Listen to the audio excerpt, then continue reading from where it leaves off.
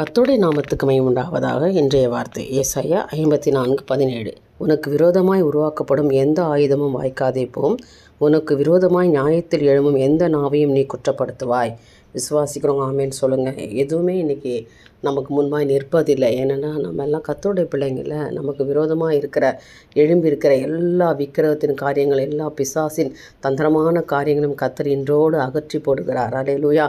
ஒன்றும் வாய்க்காதே போகும். ஒன்றுமே நடக்காது. அவங்க என்னதான் உங்களுக்கு விரோதமாக எழும்பி நின்னாலும் அவை எல்லாவற்றையும் ஆண்டவர் அடித்து போடுவார். உனக்கு விரோதமாய் நியாயத்தில் எழும்பும் எந்த நாவையும் நீ குற்றப்படுத்துவாய். யாராவது விரோதமாய் உங்களை குறித்து பேசிக்கொண்டு எதிர்த்து நிற்கிறாங்களா, அவங்கள ஆண்டவர் இன்றைக்கி அழித்து போடுவார். யாருமே நிற்க முடியாது. குற்றப்படுத்துவாய். ஆனால் இன்றைக்கு ஆண்டவர் அவர்களை குற்றப்படுத்தி நீங்கள் அமைதலாய் உட்கார முடியாது செய்வார். இனி யாரும் உங்களுக்கு விரோதமாக நிற்க முடியாது.